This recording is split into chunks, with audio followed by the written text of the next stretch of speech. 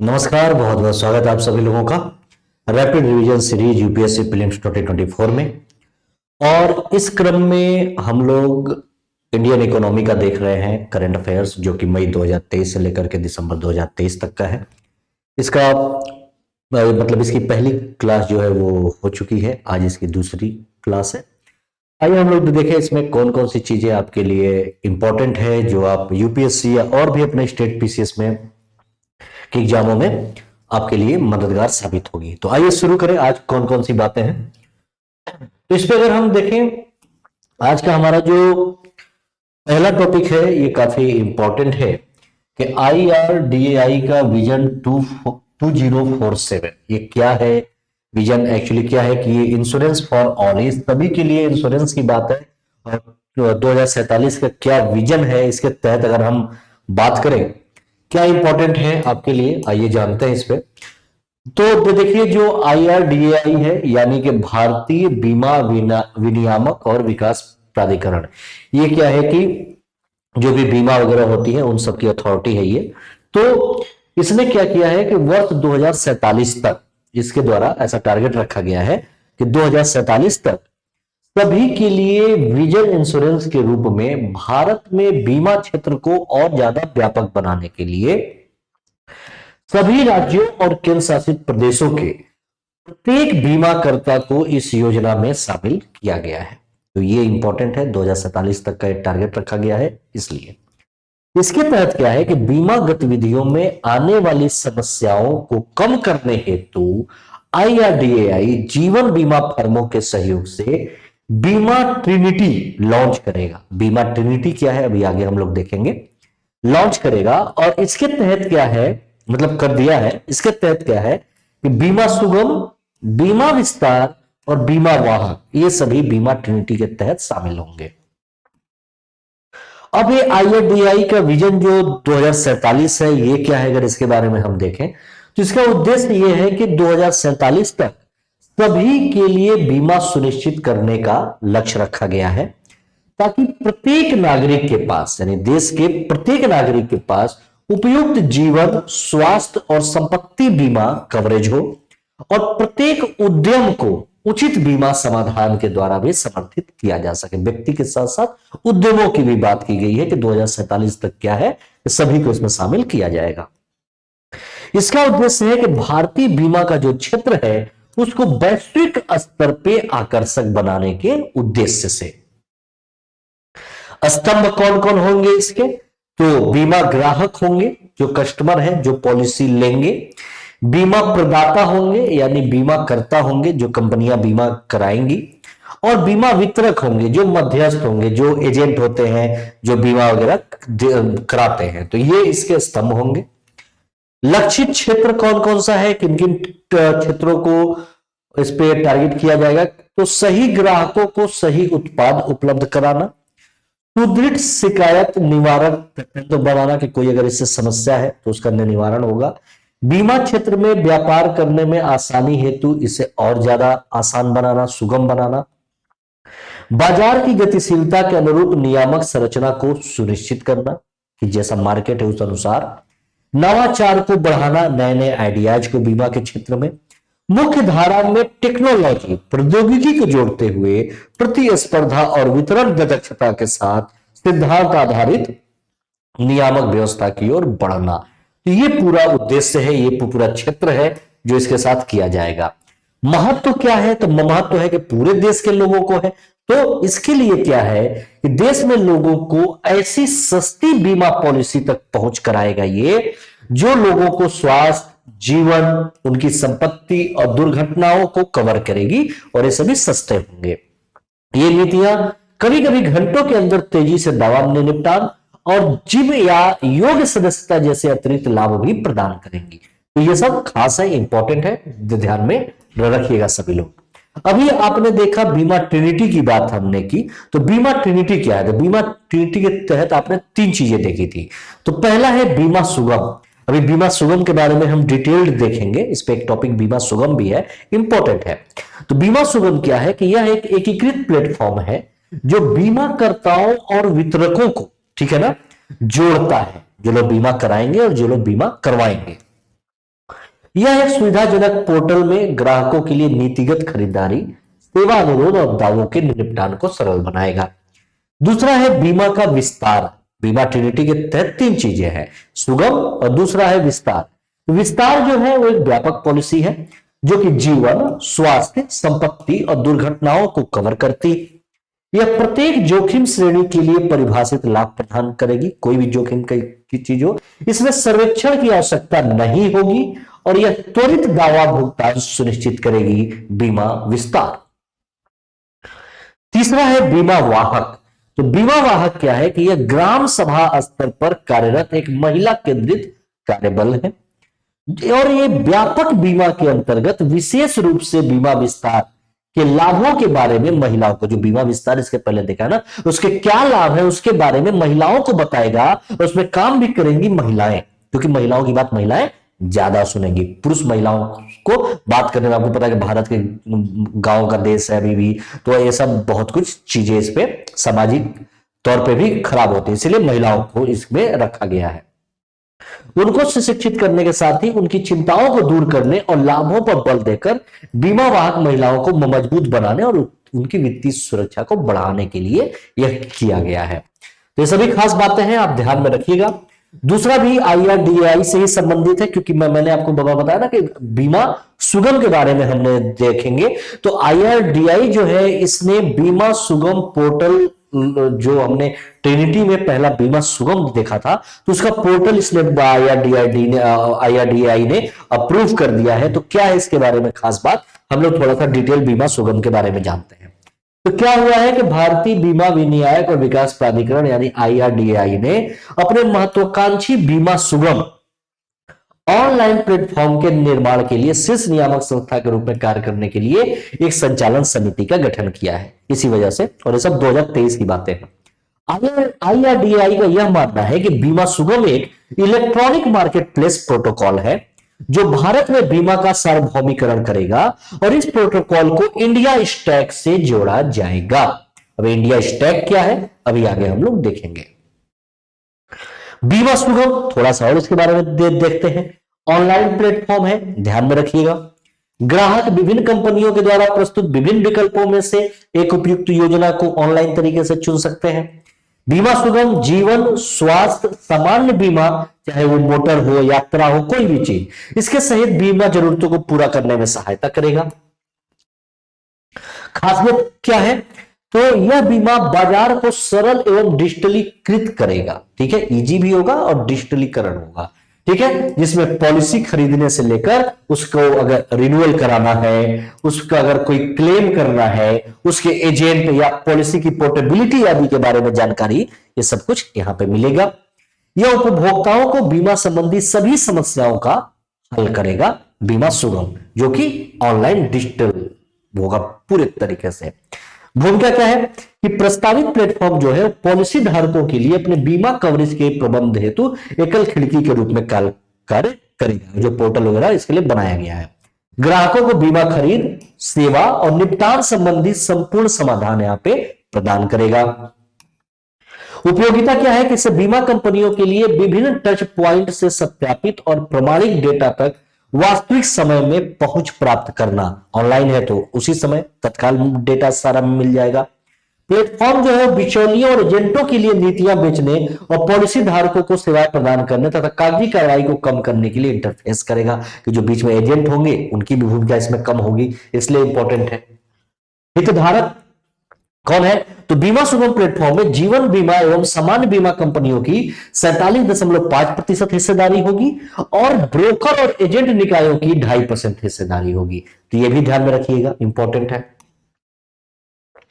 अभी हमने IRDAI के बारे में देखा, तो ये क्या है इसके बारे में भी देखिए। तो ये 1999 में स्थापित किया गया था। बीमा ग्राहकों के हितों की रक्षा के उद्देश्य से बनाई गई एक संस्था है। ठीक है, यह इसके लिए एक अधिनियम भी 1999 में बनाया गया और उसके तहत बना है। तो ये वैधानिक निकाय है जो कि किसके अंतर्गत, तो वित्त मंत्रालय के अधिकार क्षेत्र में यह काम करता है। यह बीमा संबंधित गतिविधियों की निगरानी करते हुए बीमा उद्योग के विकास को नियंत्रित करता है। प्राधिकरण की प्राधिकरण की शक्तियां एवं कार्य IRDAI अधिनियम 1999 और बीमा अधिनियम 1938, इन दोनों अधिनियमों के तहत यह कार्य करते हैं। अभी हमने इंडिया स्टैक के बारे में देखा था, तो क्या है इंडिया स्टैक? तो इंडिया स्टैक API यानी एप्लीकेशन प्रोग्रामिंग इंटरफेस है, ठीक है ना, का एक सेट है जो कि सरकारों, व्यवसायों, स्टार्टअप, डेवलपर्स को उपस्थिति रहित, कागज रहित, ये भी ध्यान रखिएगा कि उनको आने की जरूरत नहीं है, क्योंकि एप्लीकेशन प्रोग्रामिंग इंटरफेस है, ऑनलाइन है, तो वहां पे जाने की भी जरूरत नहीं है और बिना कागज के ही होगा क्योंकि सब कुछ ऑनलाइन। एवं कैशलेस सेवा वितरण की दिशा में भारत की कठिन समस्याओं को हल करने के लिए अद्वितीय डिजिटल इंफ्रास्ट्रक्चर का उपयोग करने की अनुमति देता है। इसके तहत ये सारी चीजें होंगी। इसका उद्देश्य है जनसंख्या पैमाने पर पहचान, डेटा और भुगतान की आर्थिक प्राथमिकताओं को अनलॉक करना। ये सब इसके बारे में आप लोग ध्यान में रखिएगा। खासियत क्या है कि इसके माध्यम से डिजिटल लेनदेन में पारंपरिक तरीकों की तुलना में लेनदेन लागत में कम होगी। विभिन्न लेनदेन करने की लागत कम होकर व्यवसायों, उपभोक्ताओं, सरकार को लाभ होगा। धन के अंतर को कम करना, एक कुशल और लचीली डिजिटल अर्थव्यवस्था का निर्माण करना जो आर्थिक और सामाजिक विकास को गतिशील बना सके, इसी उद्देश्य के साथ। अगला जो है वो ये है, मैंने आपको बताया था ना कि रिजर्व बैंक क्या है, कि गोल्ड की क्या है कि खरीदती है, गोल्ड इकट्ठा करती है, तो उससे संबंधित ये है, ये भी इंपॉर्टेंट है आपके लिए कि RBI का स्वर्ण भंडार क्या है, ये भी आपको यहाँ पे जानना बनता है, RBI स्वर्ण भंडार के बारे में। तो क्या है कि विदेशी मुद्रा भंडार के प्रबंधन पर भारतीय रिजर्व बैंक की अर्धवार्षिक रिपोर्ट के अनुसार अक्टूबर 2022 से मार्च 2023 तक वित्त वर्ष 2022-23 में RBI का स्वर्ण भंडार 794.64 मीट्रिक टन तक पहुंच गया, जो कि वर्ष 2021-22 में 760.42 मीट्रिक टन था। उससे 5% ज्यादा 22-23 में है, यह ध्यान में रखिएगा।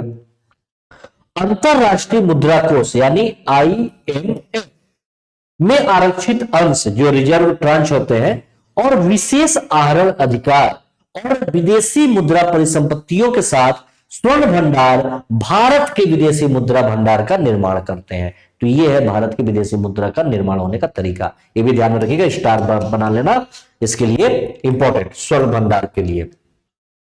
अब RBI द्वारा जो सोने की खरीद है इसका क्या है, थोड़ा सा अगर हम डेटा देखें तो कुल भंडार की बात करें तो RBI के अनुसार लगभग 437.22 टन स्वर्ण विदेशों में बैंक ऑफ इंग्लैंड और बैंक ऑफ इंटरनेशनल सेटलमेंट्स के पास भंडारित है। ठीक है, ये RBI के भंडार की बात हो रही है, मतलब बैंक ऑफ इंग्लैंड और बैंक ऑफ इंटरनेशनल सेटलमेंट के पास RBI का 437.22 टन स्वर्ण है वहां पे, तथा लगभग 301.10 टन स्वर्ण का भंडार घरेलू स्तर पर किया गया है, यानी इंडिया में। 31 मार्च 2023 तक देश का कुल विदेशी मुद्रा भंडार 578.449 बिलियन डॉलर था और स्वर्ण भंडार 45.2 बिलियन डॉलर आंका गया था। ये भी ध्यान में रखिएगा, इंपॉर्टेंट है। मूल्य के संदर्भ में अगर हम बात करें तो डॉलर में ही होगा अभी अमेरिका के। तो मार्च 2023 के अंत तक कुल विदेशी मुद्रा भंडार में स्वर्ण की हिस्सेदारी बढ़ के लगभग 7.81% हो गई है। तो ये सभी खास बात है, सभी इंपॉर्टेंट है। RBI ने वित्त वर्ष 2023 में 34.22 टन स्वर्ण, जो कि 2022 में 65.11 टन स्वर्ण खरीदा था। तो 2022 में इतना खरीदा था, 2023 में इतना RBI ने खरीदा है। 2019 से वित्त वर्ष 2021 के बीच RBI का स्वर्ण भंडार लगभग 228.41 टन था। एक पूरा ओवरऑल RBI के स्वर्ण भंडार का डेटा है। विश्व स्वर्ण परिषद जो वर्ल्ड गोल्ड काउंसिल है, उसके क्षेत्रीय CEO जो कि भारत है, उसके अनुसार RBI उन शीर्ष 5 केंद्रीय बैंकों में शामिल है जिनके द्वारा स्वर्ण की खरीद की जा रही है। विश्व स्वर्ण परिषद का एक क्षेत्रीय जो CEO है वो भारत भी है, ये भी ध्यान में रखिएगा, और उसके अनुसार ये है। अन्य बैंकों द्वारा अगर हम सोने की खरीद की बात करें तो विश्व स्वर्ण परिषद के अनुसार मुख्य रूप से उभरती बाजार अर्थव्यवस्थाओं के केंद्रीय बैंकों द्वारा स्वर्ण की खरीद की जा रही है। RBI के अलावा जो और है वो सेंट्रल बैंक खरीद रहे हैं। WC की रिपोर्ट में कहा गया है कि 2022 में पीपुल्स बैंक ऑफ चाइना ने सितंबर 2019 के बाद से अपने स्वर्ण भंडार में पहली वृद्धि दर्ज की है। चाइना का है। चीन ऐतिहासिक रूप से स्वर्ण का सबसे बड़ा खरीदार रहा है, विश्व स्वर्ण परिषद यानी वर्ल्ड गोल्ड काउंसिल कहती है। 2022 के दौरान मिस्र, कतर, इराक, संयुक्त अरब अमीरात, ओमान सहित मध्य पूर्व के केंद्रीय बैंकों ने अपने स्वर्ण भंडार में काफी वृद्धि की है। ये सब उसका एक डेटा है, ध्यान में रखिएगा। 2022 के अंत तक उज्बेकिस्तान का केंद्रीय बैंक स्वर्ण का खरीदार बन गया, जिसके स्वर्ण भंडार में 34 टन की वृद्धि हुई। ये सब आपके समझ के लिए है बस। जनवरी से लेकर मार्च 2023 में सिंगापुर का मौद्रिक प्राधिकरण अपने स्वर्ण भंडार में 69 टन की वृद्धि के बाद स्वर्ण की सबसे बड़ी एकल खरीदार संस्था बन गया है। ये सब महत्वपूर्ण है। अगला जो एक और है आपके लिए इंपॉर्टेंट, अगर हम बात करें तो बात है मीका की, यानी मार्केट इन क्रिप्टो एसेट्स की बात है। मीका क्या है आपको ये जानना बनता है इस बार के प्रीलिम्स के लिए। तो खासतौर से यूरोपीय संसद ने, ये ध्यान में रखिएगा कि किसने, यूरोपीय संसद ने क्रिप्टो संपत्ति बाजार यानी मार्केट इन क्रिप्टो एसेट्स, जिसे हम शॉर्ट में मीका कहेंगे, के विनियमन को मंजूरी दे दी है यूरोप की संसद ने। ठीक है ना। यह नियमों का विश्व का पहला ऐसा व्यापक समूह है जिसका लक्ष्य बड़े पैमाने पे अनियमित क्रिप्टो करेंसी बाजारों के सरकारी विनियमन के तहत लाना। क्योंकि आपको पता है कि क्रिप्टो करेंसी जो है ये किसी भी नियम के तहत नहीं है, तो उसको लाने के लिए यूरोपीय संसद का ये है, तो ये ध्यान में रखिएगा। यह विनियमन सदस्य देशों के औपचारिक अनुमोदन के बाद लागू होगा, जो भी इसके सदस्य देश है। यूरोपीय संसद यूरोपीय संघ का विधायी निकाय है, यूरोपीय यूनियन का। तो यूरोपीय यूनियन के जो सदस्य देश है उनके अनुमोदन के बाद ही ये नियम क्रिप्टो करेंसी पे लागू होगा। मीका क्या है? मीका जो है वो क्रिप्टो फर्मों हेतु विनियमन प्रथाओं को लाएगा। क्रिप्टो फर्मों को विनियमित करके मीका वित्तीय क्षेत्र में जैसे कि राउट एंड कंटेजन को रोक सकता है। अभी देखेंगे राउट एंड कंटेजन क्या होता है, जो अर्थव्यवस्था को व्यापक रूप से प्रभावित करेगा। राउट क्या होता है? राउट का मतलब है कि जब लोग भय के कारण क्रिप्टो करेंसी बेचते हैं तो कीमतों में तेजी से गिरावट आती है। लोगों को लगता है कि लैप्स ना हो जाती, इस डेटा से बेचते हैं तो उसकी कीमत गिर जाती है, इसे राउट कहा जाता है। कंटेजन क्या है? तो कंटेजन का अर्थ है कि एक बार बाजार में अगर गिरावट आ गई तो गिरावट का अन्य बाजारों पर, वित्तीय संस्थानों पर, राष्ट्रीय अर्थव्यवस्था पे क्या होता है? नकारात्मक प्रभाव पड़ता है, तो उसे कंटेजन कहा जाता है। तो यहां पे क्या है कि जो मीका है ये राउट और कंटेजन पर ही क्या है? रोक लगाएगा, जिस वजह से अर्थव्यवस्था थोड़ी मजबूत होगी। क्रिप्टो करेंसी के प्रकार के आधार पर क्रिप्टो एसेट सर्विस प्रोवाइडर्स हेतु विनियमन आवश्यकताओं के विभिन्न समूहों को भी मीका निर्धारित करेगा। मीका के अंतर्गत आने वाली संपत्तियां कौन कौन सी होंगी ये भी ध्यान में रखिएगा। तो मीका कानून क्रिप्टो परिसंपत्तियों पर लागू होगा।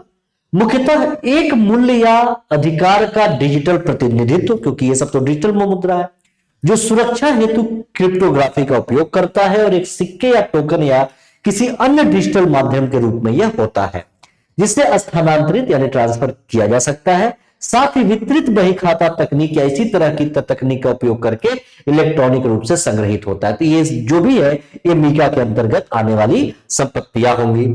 इसका अर्थ यह है कि यह न केवल बिटकॉइन और एथेरियम जैसी पारंपरिक क्रिप्टो पर लागू होगा, बल्कि स्टेबल कॉइन्स जैसी नई जो क्रिप्टो करेंसी बाजार में है इन सब पे लागू होगा। ये सब इसके मीका के दायरे में आएंगी। ठीक है। मीका 3 प्रकार के स्टेबल कॉइन्स के लिए नए नियम भी स्थापित करेगा, इन तीनों के लिए। ठीक है, ये ध्यान में रखिएगा। वैसी संपत्तियां जो मीका के दायरे से बाहर होंगी ये भी आपको पता होना चाहिए। तो मीका उन डिजिटल संपत्तियों को विनियमित नहीं करेगा जो हस्तांतरणीय प्रतिभूतियों के रूप में योग्य होंगी और शेयरों या उनके समकक्ष या अन्य क्रिप्टो संपत्तियों की तरह कार्य करेंगी जो पहले से ही मौजूदा विनियमन के तहत वित्तीय साधनों के योग्य हैं। जो नियमों के तहत काम कर रहे हैं वो सब मीका के बाहर होंगे।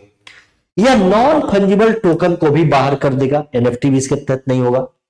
मीका यूरोपीय सेंट्रल बैंक द्वारा जारी केंद्रीय बैंक डिजिटल मुद्राओं, यूरोपीय संघ के सदस्य देशों के राष्ट्रीय केंद्रीय बैंकों द्वारा जारी की गई जो भी डिजिटल संपत्तियां हैं उनको भी नियंत्रित नहीं करेगा। ध्यान में रखिएगा, जब वे मौद्रिक अधिकारों के रूप में अपनी क्षमता के साथ प्रदान की जाने वाली क्रिप्टो संपत्ति से संबंधित सेवाओं के रूप में कार्य करेगा, तो ये सब मीका के दायरे में नहीं आएंगे। तो ये कुछ इंपॉर्टेंट थे जो हमने इकोनॉमिक्स के पार्ट 2 में देखा। तो इकोनॉमिक्स का सेशन यहीं पे समाप्त होता है। अगला सेशन अभी कुछ दिनों में होगा, 2-3 दिन के बाद हम लोग को कुछ नए विषय का सेशन लेकर के आएंगे। तो चलिए फिर मिलते हैं अपने नेक्स्ट सेशन में, तब तक के लिए धन्यवाद, नमस्कार।